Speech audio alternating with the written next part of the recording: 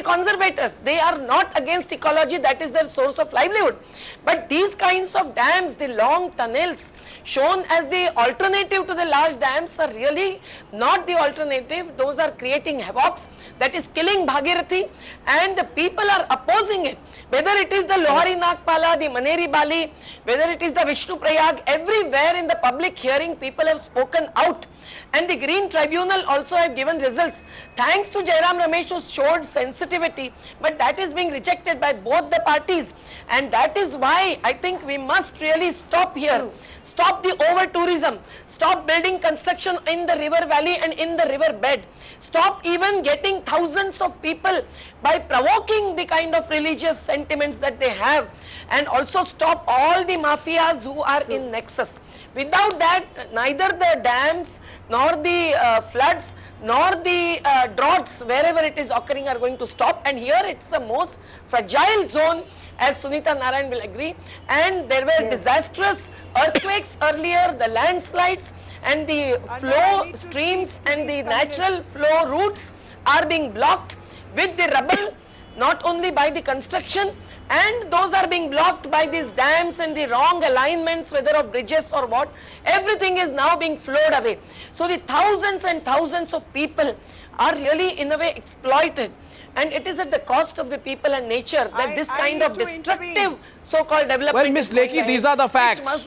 These are the facts. They may not be very comfortable, but these are the facts. I want to get Shazia and me in next. I will tell the facts. Yes, I will tell the facts. Let's get everyone in. Meenakshi Lekhi, the fact is, when Vajpayee was the Prime Minister, especially when she on purpose agree more with the image, I need to intervene her. Tell her to stop Bethlehem trips and tell her to stop Hajj subsidies. People are visiting out of their own pocket and their own money. Don't make it a religious issue. It's not.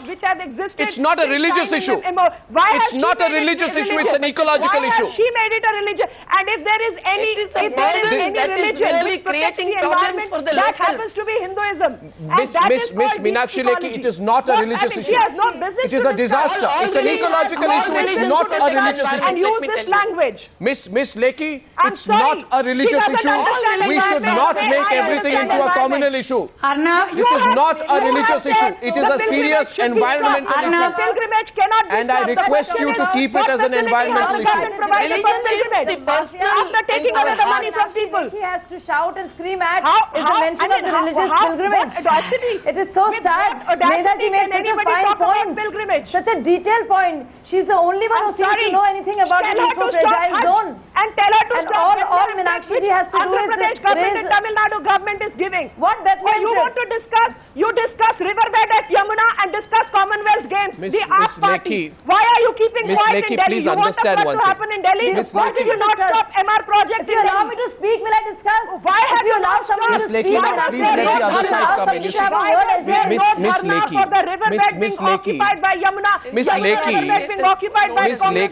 Miss Lekhi, please.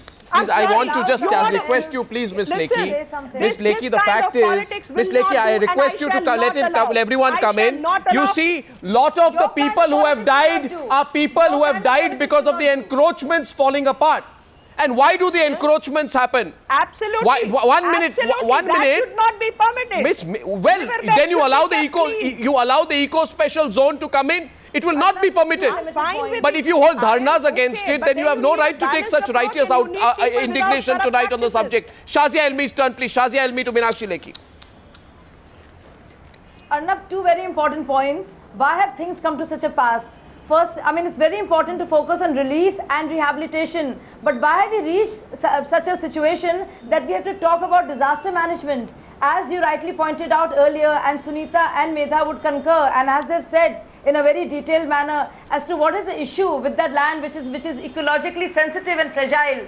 If you're not looking at prevention, and why are you looking at the cure? Because prevention is better than cure. Also, the National Disaster Authority, I want to know, since 2006 to 2013, and there is a CAG report to that effect stating it categorically, there are critical gaps despite adequate funding arrangements.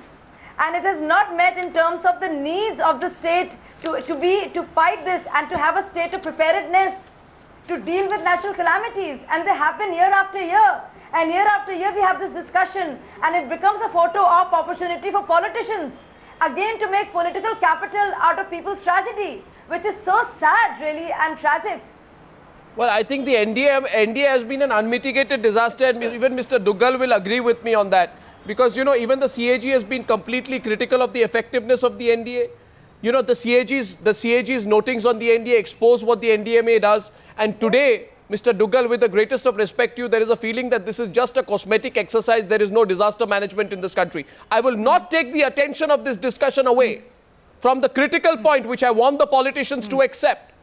That a lack of political consensus and seriousness on ecological issues is one of the reasons why there has been a disaster to this extent. But what this country, Mr. Duggal, does not need is cosmetic bodies like the NDMA anymore. If there was an effective NDMA, this would not have happened.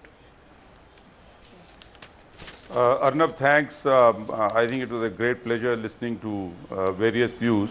You have already passed the verdict, so I really don't know whether I have to add anything to that. But I think a couple of points which have been raised, I just want to respond to that. I think the discussion was, is it a natural disaster or is it a man-made disaster? I would say that by and large, because of the suddenness, because of the density, because of the overall rainfall, I mean, I hope that your listeners or your viewers know that in this period of time, this particular region received 440% more rain than what it is normal. Normally it should have been about 70 mm, and I think it has got about 385 mm. Which has been, Mr. Duggal, a trend. Which, Mr. Duggal, is an increasing trend. You may not be aware of it. No, Mr. Duggal. I have been. I have been sitting. Yes, Mr. Duggal, but I want to point out to you. I have been sitting quiet Even for. last year it happened. Yeah, but Mr. Duggal, Mr. Duggal, no, you will not. You cannot mislead people. You must not make it seem as if today, in today's day and age, cloudbursts don't happen. If you ask any environmentalist, Sunita Narayan can correct me if I'm wrong, it is predicted that these kind of incidents have been happening more regularly, and in fact, you should be prepared for it. Will you? Yes. Will you listen to me? Will you accept the point? For a change, just listen. Please accept the point, Mr. Duggal. And I don't. Do you? No, will happen. Listen to me. And we are seeing, if you are already passing the verdict, I am not. If you are passing the verdict, then I am not part of this panel. Mr. Duggal, you can threaten to walk out of the panel. That is your choice. Not part of this if you wish to, keep on passing the verdict. No, I am not passing a verdict, but I cannot let a wrong fact go unchallenged on this program. You have passed the verdict. You said you have done precious little. Well, listen, you started introducing NDMA. You've done precious little. I mean, what else is there to say? Mr. Duggal, I'm sorry if this. Let me respond to CAG report. Yeah, but you must. Let me respond to CAG report. Hello. I'm not here to discuss a CAG report. Let me respond to CAG report. I'm not here to discuss a CAG report. I want to know why you think this is not a man-made disaster. Do you think it's a man-made disaster? No, I didn't say that. No, I didn't say that. I said it is the natural part is as much contribution as I would say to a good extent the man-made part. You please understand, I was in Uttarakhand. I spent 2 days there. And I have gone through the entire morphology of the whole thing. I had a long discussion with the state government. There are the issues of mitigation on the landslides. You have raised the issue of, on the sand mining because the rivers have not been cleared. So the carrying capacity of the rivers has gone down. So the flooding takes place. There are several other issues which are involved. The whole thing of the meteorological predictions. I mean, how much strengthening you need on the mountaineering, on the mountain side, that needs to be pushed up. We have had a complete review with the IMD. So you agree with me? It is, let me tell you, it was a suddenness. It was a Saturday night when the whole thing started.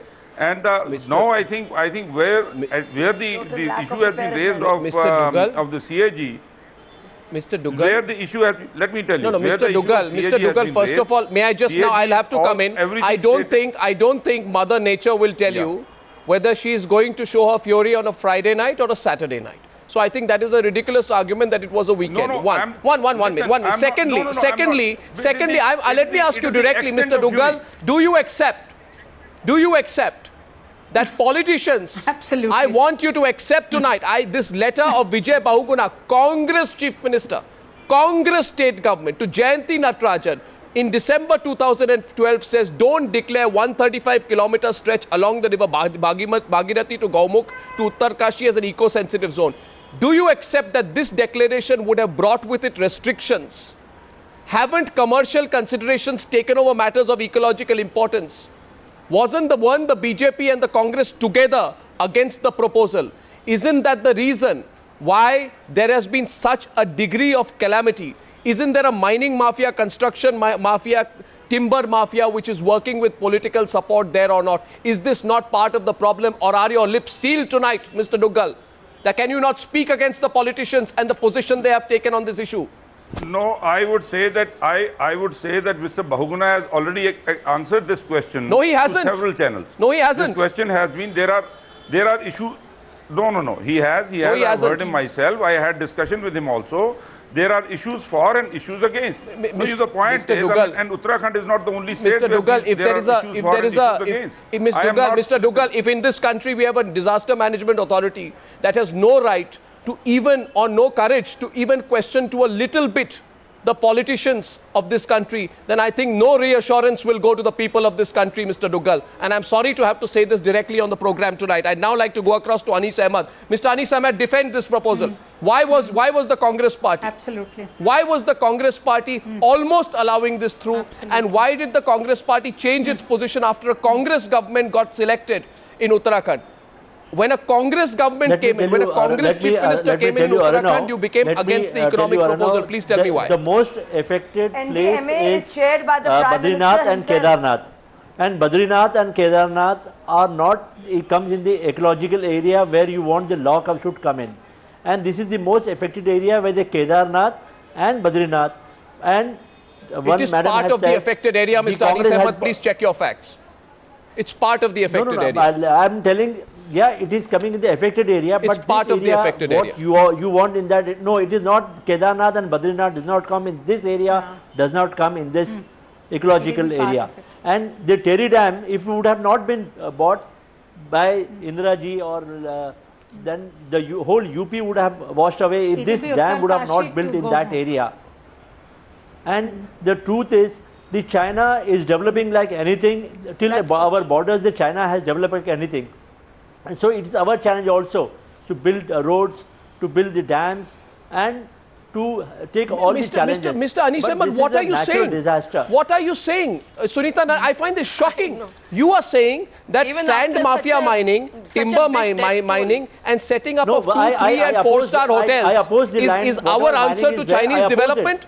Are you a responsible politician saying that tonight? Sunita Narayan, I would like you to respond to this argument. If you hear what the politicians on the program are saying, Arnab, if you hear the politicians on the program, then it's very clear that they do not understand the scale of the devastation. Exactly. They do not understand what has happened and the fact that we need development, but we cannot have development at the cost of environment.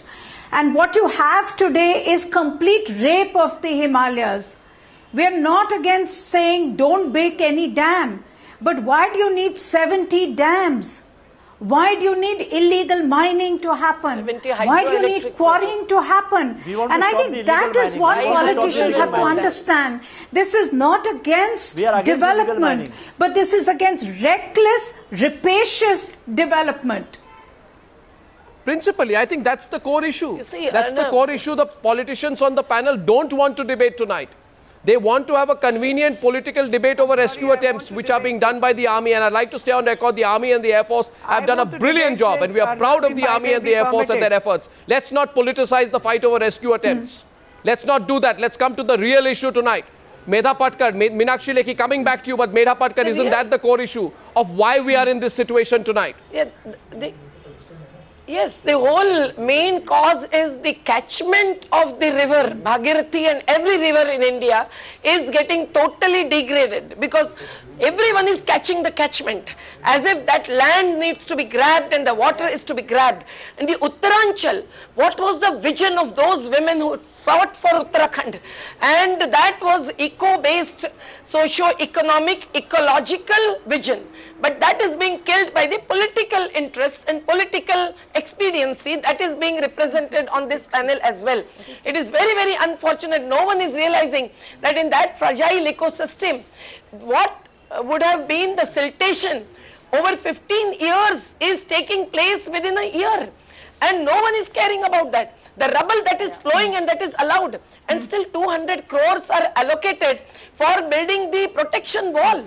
That would again create another kind of disaster. You have to allow the free flowing water streams. Every gada, as it is known in the Uttaranchal language, that needs to be protected. And no doubt the power is to be generated, but how much is the requirement of Uttarakhand and how much is the exploitation of Uttarakhand as it is in the Brahmaputra Valley?